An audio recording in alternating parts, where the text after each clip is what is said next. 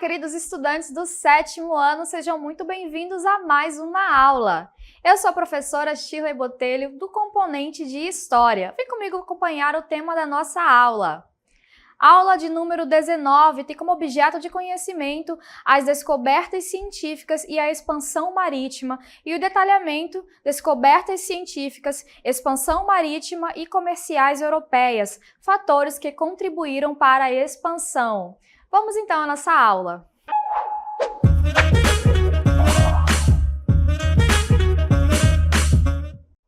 Nesta aula, eu convido vocês a virem comigo navegar por mares nunca antes navegados. Nesta aula, nós vamos aprender um pouco mais sobre as grandes navegações.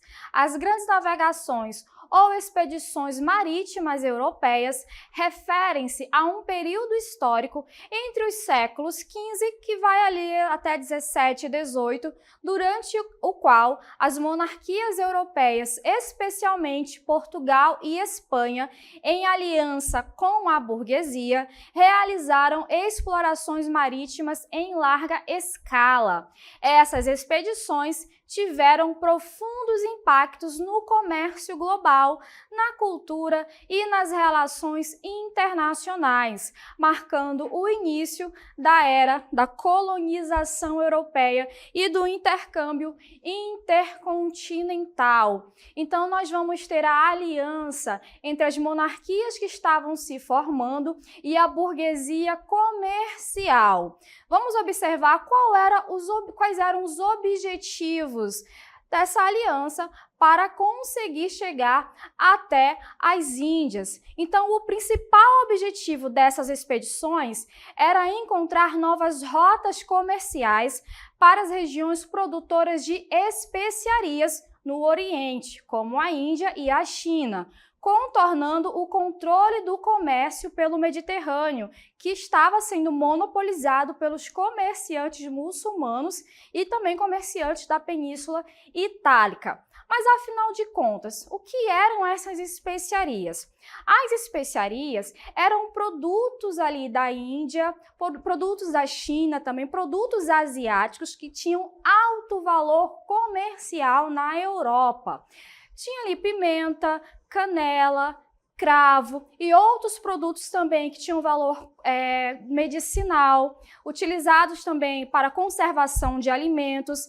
Eram produtos considerados de alto luxo, então eram produtos muito rentáveis.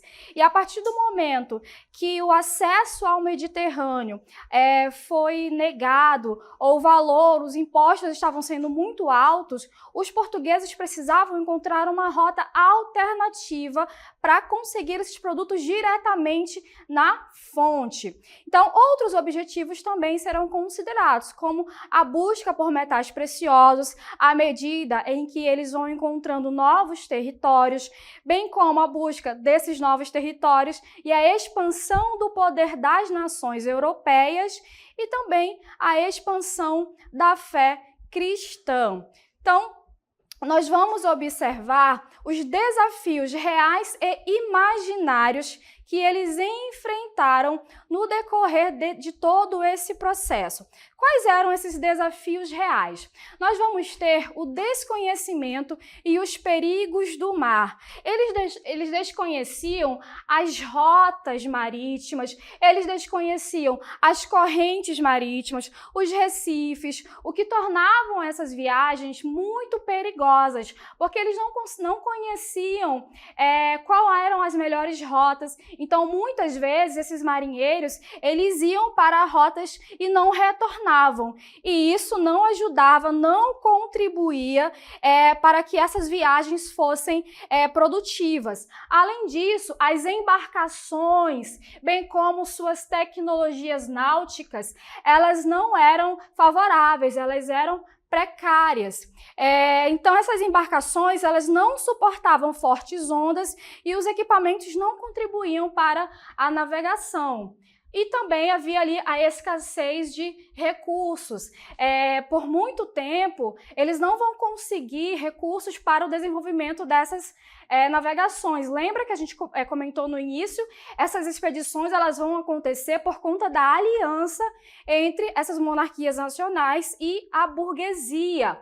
Outro fator que eles vão enfrentar vai ser as doenças e as condições sanitárias que são bastante insalubres.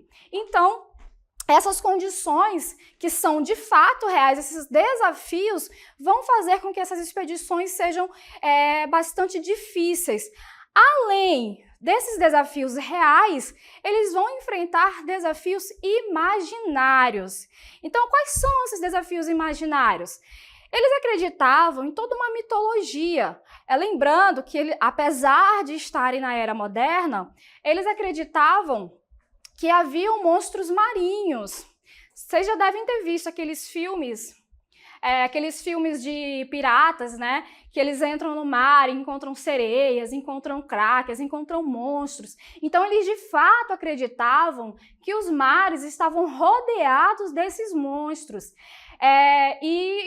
Por que eles acreditavam nisso? Porque quando essas embarcações, esses marinheiros iam para mar aberto, geralmente muitos deles não retornavam, mas não retornavam porque não tinham conhecimento náutico, não retornavam porque suas embarcações não aguentavam as fortes ondas. Então, como não retornavam, ficava no imaginário deles que haviam todos esses seres mitológicos, esses monstros marinhos. Então, ficava essa crença. Além disso, eles tinham a crença de que a Terra era plana e navegações de longa distância os levaria ao fim do mundo ou a um abismo infinito. Eles acreditavam que à medida que eles navegassem a oeste, as embarcações cairiam num abismo infinito. Então, eles não se atreviam a se afastar muito da costa. Além disso, havia o medo do desconhecido. Eles só iam até onde eles conheciam, até onde os mapas lhes permitiam. E o medo de queimar também ao atingir a zona tórrida da Terra. Então, eles não iam muito ao sul da Terra. Eles não navegavam muito na parte sul, ficavam muito mais ao norte, onde era conhecido, onde era confortável para eles. Então, vamos observar por que Portugal será o primeiro a se lançar ao mar. O que os portugueses tinham ali de especial? E como é que eles vão se lançar ao mar? Então, vamos lá ver o pioneirismo português. Primeiro, os portugueses têm a vantagem da localização geográfica. Portugal está situado na Península Ibérica. A Península Ibérica, vamos apontar aqui para vocês, é uma região que está aqui de frente. Essa região aqui está de frente para o Atlântico. E essa posição conferiu aos navegadores portugueses fácil acesso ao Oceano Atlântico, proporcionando uma vantagem logística significativa para as explorações marítimas. E se eles estão numa região de frente para o oceano, eles têm uma tradição marítima. E essa tradição marítima, eles possuíam uma longa tradição marítima, especialmente devido à pesca e ao comércio marítimo, o que proporcionou à nação uma base sólida de conhecimento náutico. Além disso, eles tinham a Escola de Sagres. O que era a Escola de Sagres?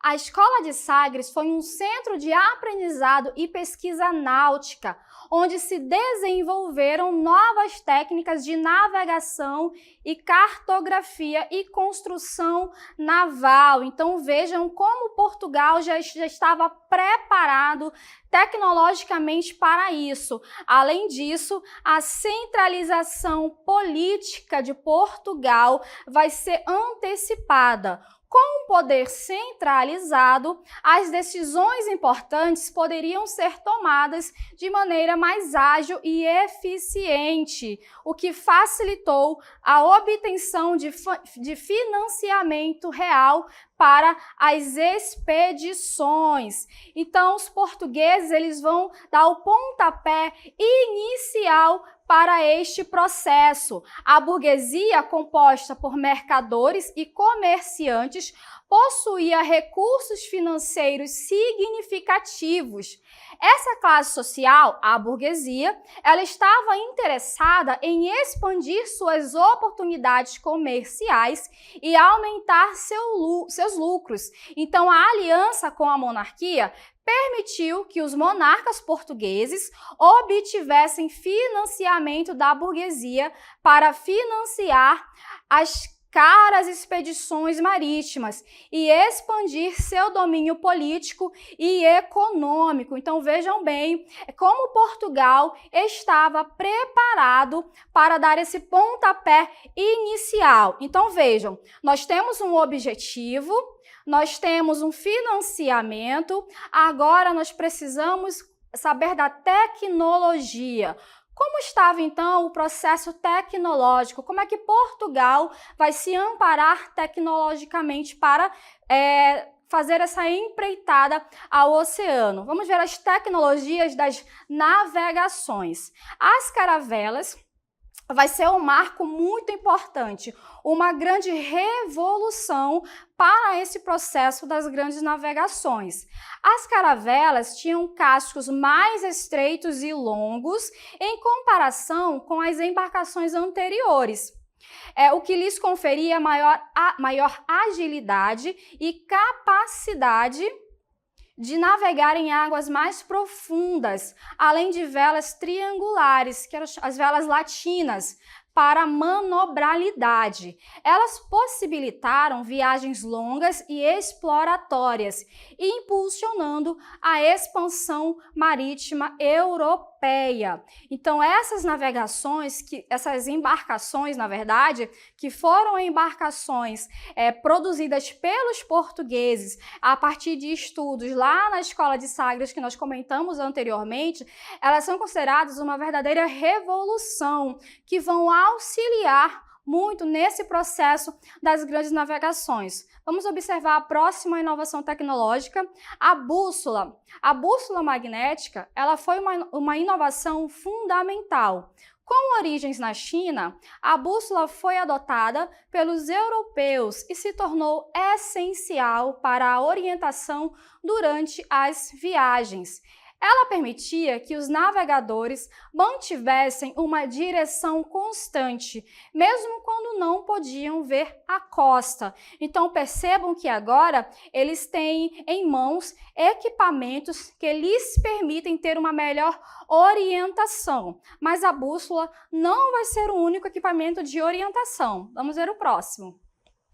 Agora nós temos também o astrolábio, que não é um equipamento novo, mas é um deles que vai auxiliá-los. O astrolábio era um instrumento de navegação que permitia aos marinheiros determinarem a latitude pela observação da altura do Sol ou de estrelas específicas acima do horizonte. Ele foi usado para calcular a posição da embarcação em relação ao Equador. Então percebam que esse conjunto de instrumentos que agora estão sendo utilizados em conjunto para facilitar esse novo momento de navegação. Vamos para o próximo. Temos também o quadrante. Semelhante ao astrolábio, o quadrante era usado para medir a altitude dos astros celestes. Ele ajudava na determinação da latitude e foi um instrumento comum durante as viagens marítimas. Vamos agora para os mapas e cartografias, que também foi muito importante nesse período. A cartografia, o que foi a cartografia? Aliás, o que é a cartografia? A cartografia é a ciência que estuda e confecciona os mapas. Então, ela avançou consideravelmente durante as navegações, durante esse período das grandes navegações. Os mapas mais precisos foram desenvolvidos e os cartógrafos aprenderam a representar com mais precisão as linhas costeiras, ilhas e rotas navegáveis. Então agora os navegadores, os exploradores têm em mãos instrumentos que vão lhes permitir ir mais longe, a andar por esses mares nunca antes navegados. Vamos então conhecer quais foram os percursos que os portugueses trilharam agora que eles estão capacitados e instrumentados para isso. Então, as viagens marítimas portuguesas. Portugal concentrou seus esforços em contornar a costa africana para encontrar rota marítima para as ricas regiões asiáticas. Então, já que ele não pode mais atravessar a região ali do Mediterrâneo, que vocês devem lembrar que estava ali dominada pelos muçulmanos e também por navegadores, aliás, pelos mercadores genoveses, eles vão tentar contornar a África. E em 1415 vai ter um feito muito importante pelos portugueses, que vai ser a conquista de Ceuta. Então, a partir desse momento, os portugueses estabelecem uma base importantíssima ali no norte da África. Eles vão estabelecer feitorias, que são entrepostos comerciais ao longo da costa africana. Então, à medida que eles vão avançando, eles vão estabelecendo essas bases para que eles acabem fazendo uma manutenção das suas viagens. E entre 1427 e 1434, nós vamos ter a exploração da costa africana e um feito muito importante vai acontecer, que vai ser a exploração de Gileanes, que vai contornar o Cabo Bojador. O que acontece aqui? O Cabo Bojador, vou tentar marcar aqui para vocês essa região aqui. Nesse ponto aqui, eu estou marcando para vocês, esse ponto, ele é um ponto que ele é marcado, tem vários recifes aqui naquela região. E as embarcações, vocês devem lembrar que apesar de ter todo esse material, vencer a mente humana é um processo que demora um pouco. Então, esses exploradores, eles ainda tinham em mente todo aquele temor de ir mais à frente, de navegar mais distante da costa. Então, naquela região tinha vários recifes, o mar era muito revolto, havia uma neblina muito densa. Então, eles navegavam por aqueles recifes perto da costa e as embarcações, elas acabavam afundando, se danificando por conta dos recifes. Fizeram várias viagens ali e essas viagens, elas não retornavam ou voltavam bastante danificadas por conta do casco que se danificava ali pelos recifes. Então, em 1434, Gileanes ele vai comandar uma expedição que vai um pouquinho mais distante. Ele vai, em vez de seguir por esse caminho, ele vai contornar mais distante e vai chegar ao Cabo Bojador. Então, essa expedição, ela vai marcar uma nova era das expedições portuguesas. A partir dela, eles vencem um pouco aquele medo do desconhecido e eles percebem que eles vão ter condições de dar continuidade a essas expedições, a essas navegações. Então, diversas expedições exploraram e mapearam a costa africana, avançando gradualmente para o sul, estabelecendo feitorias. Voltando aqui para a nossa cartela, em 1488, teve o contorno do Cabo da Boa Esperança. Bartolomeu Dias foi o primeiro a contornar o Cabo da Boa Esperança, que anteriormente era conhecido como Cabo das Tormentas, demonstrando que era possível alcançar as Índias pelo Oceano Atlântico e Índico. Só para a gente demonstrar aqui para vocês, o Cabo da Esperança, essa região aqui ao sul da África, tá? Essa região também tinha um mar bastante revolto, era uma região desconhecida e em 1488, Bartolomeu Dias atravessa e rebatiza essa região de Cabo da Boa Esperança. Então, percebam que esses expedicionários, eles vão abrindo o caminho, eles vão abrindo rotas. E em 1498, Vasco da Gama, um explorador português, alcançou as Índias contornando esse cabo e ele chega ele chega ali às Índias, estabelecendo uma rota marítima direta para as especiarias do Oriente. Então ele retorna para Portugal com uma quantidade enorme de produtos orientais, trazendo uma grande quantidade de lucratividade para a coroa portuguesa, estabelecendo assim um certo monopólio dessa rota comercial para Portugal. E a Espanha? Como é que a Espanha fica nessa história? A Espanha também vai se lançar nesse processo das grandes navegações. Então vejam bem, impulsionados por objetivos semelhantes ao dos portugueses, os espanhóis também iniciaram a busca por novas rotas marítimas. Contudo, suas explorações no Atlântico começaram posteriormente em relação às de Portugal, devido à extensão das guerras de reconquista, que atrasou a consolidação de uma monarquia centralizada. Então, olha só, enquanto Portugal começa lá em 1415 com a conquista de Ceuta, a gente vai ter um atraso aqui, porque a coroa espanhola só vai ter um sucesso significativo no final do século XV, enquanto a coroa portuguesa começa esse sucesso no início do século XV. Mas a gente tem uma questão aqui, as guerras de reconquista, isso aqui é importante. O que foram as guerras de reconquista? As guerras de reconquista é um processo de vários conflitos que vão ocorrer desde o século VIII, tá certo?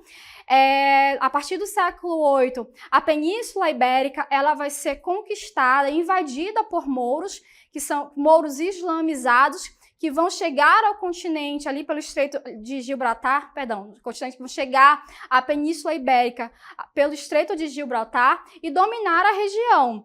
Então, ali pelo século XI, quando o Papa Urbano II inicia ali as cruzadas, os habitantes da Península Ibérica também vão imbuídos das cruzadas, influenciados pelas cruzadas, eles vão iniciar esse processo de reconquista também, para expulsar os mouros e recuperar a Península Ibérica. Só que Portugal consegue expulsar os mouros e consolidar sua monarquia. Os espanhóis não, é um processo mais demorado. Eles demoram mais a expulsar os mouros e demoram a consolidar sua monarquia. Por isso, eles vão ter um atraso nesse processo, certo? Então, vamos observar aqui. Em 1469, o casamento entre Fernando de Aragão e Isabel de Castela deu início à formação do Estado Nacional Espanhol, enquanto que a formação da monarquia portuguesa foi no século XIV. A formação da monarquia espanhola acontece aqui no século XV. Então, nós temos um atraso aí de mais ou menos um século, certo? Então, por isso que Portugal vai ser o pioneiro nesse processo, seguido aí do seu vizinho espanhol. E em 1492 acontece a Reconquista de Granada, que fica ao sul ali da Península Ibérica. Então, os reis católicos, como são conhecidos, Fernando de Aragão e Isabel de Castela, finalmente expulsam os últimos mouros que estavam ali em Granada e consolidam a monarquia nacional espanhola e inicia, então, esse processo das grandes navegações.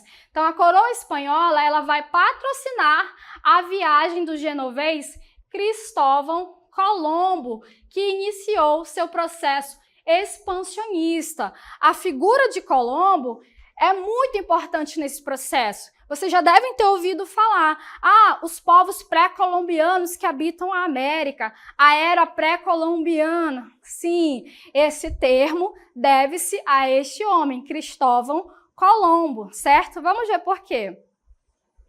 Em 1492, Colombo acreditava que poderia chegar às ricas terras do Oriente, navegando para Oeste. Mas, afinal de contas, professora, quem foi Cristóvão Colombo? A gente falou ali atrás, né? Cristóvão Colombo era um genovês. É importante? Por que que isso é importante? Gênova está inserida naquelas cidades importantes ali do renascimento cultural, do renascimento artístico. Então, era uma cidade de efervescência cultural e comercial. Então, ele está inserido num processo de tecnologia náutica, está imbuído desse conhecimento. E ele acreditava piamente que a Terra ela era redonda. Então, nesse pensamento, ele acreditava que se ele saísse aqui da Península Ibérica e navegasse a oeste, aqui no Atlântico, ele daria a volta ao mundo e chegaria até a Índia.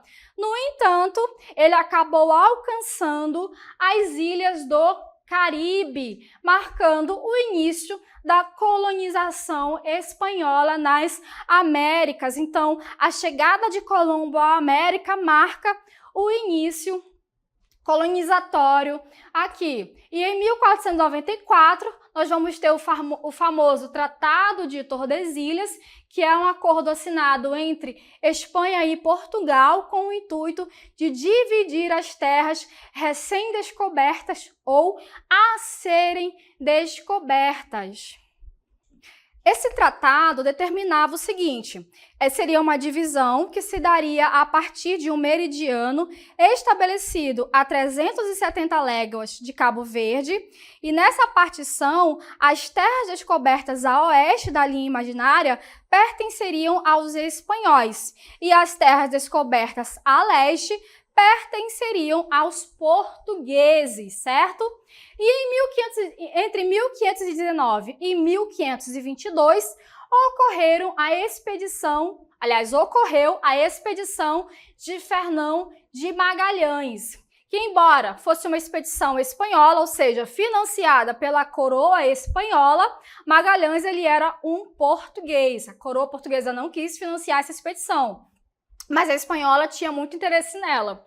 Então, a expedição financiada pela Espanha realizou a primeira circunnavegação, confirmando a natureza global da Terra. Então, ele sai ali da Península Ibérica pelo Atlântico, chega ali no Pacífico e contorna o planeta. Então, gente, vocês já sabem, tem essa primeira expedição que vai ocorrer ali no século XVI, já confirmava a esfericidade do nosso planeta. E por fim, nós vamos ver quais foram os impactos das grandes navegações.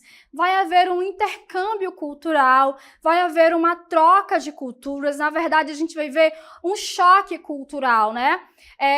O que nós vamos ver vai ser uma imposição cultural, principalmente aqui da europeia, sobre as populações nativas que vão ser encontradas pelos europeus. Vamos ter também a expansão do comércio. Muitos especialistas afirmam que essa interação comercial vai ser o pontapé inicial para o processo da globalização, porque vai integrar o comércio de diferentes partes do planeta, vai iniciar o processo colonizatório e de exploração tanto da África como da América, e vai impactar de forma drástica as sociedades nativas que viviam nas Américas e também na África, e ocorrer a difusão do cristianismo, uma vez que vai ser, como nós já falamos, uma das formas de dominação colonial é a imposição da religião. Bom, finalizamos então esse nosso momento de aula. Espero que vocês tenham compreendido.